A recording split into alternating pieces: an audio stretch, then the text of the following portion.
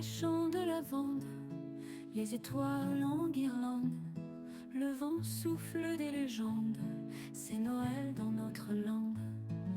Le santon désigné sous le terme de gitan ou, plus couramment dans la tradition provençale, le bohémien, ou bougnan en provençal, est une figure particulière qui ajoute une dimension symbolique forte à la crèche.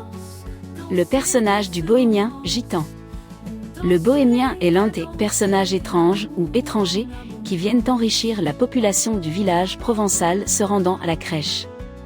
Le symbole de l'étranger et de l'accueil, le rôle principal du bohémien, ou de la famille de bohémiens gitans, est d'incarner l'étranger, celui qui est en marge de la communauté sédentaire.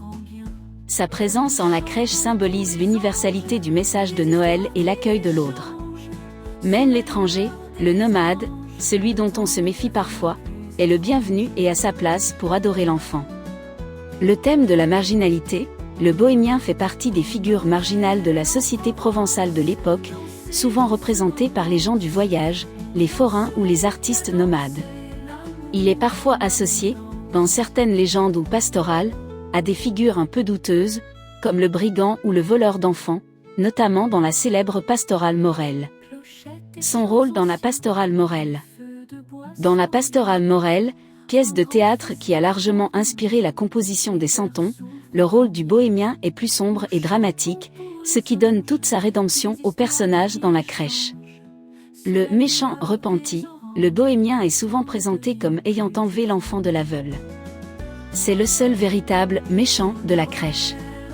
La rédemption, en s'approchant de la crèche, le bohémien est touché par le miracle de la nativité. Il se repent de ses actes. Cet événement est un moment clé de l'histoire, car il symbolise la rédemption et le pouvoir transformateur de la foi. Il abandonne ses mauvaises actions pour se joindre aux villageois dans l'adoration. L'offrande artistique, après sa rédemption, le bohémien est souvent représenté faisant son offrande non pas avec un bien matériel, mais avec son art. Il joue de la guitare, du tambourin ou est un montreur d'ours ou singe, apportant de la musique et de la joie. Ainsi, le santon du gitan ou bohémien n'est pas seulement un personnage pittoresque, il est un puissant symbole du pardon, de la conversion et de l'hospitalité provençale, rappelant que la lumière de Noël est capable de toucher même les cœurs les plus éloignés.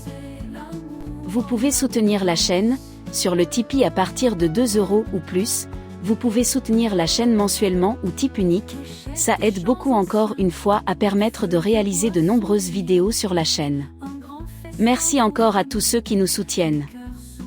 Merci d'avoir regardé cette vidéo, on espère que le contenu vous plaît. Abonnez-vous pour être tenu au courant des nouvelles publications, c'est gratuit.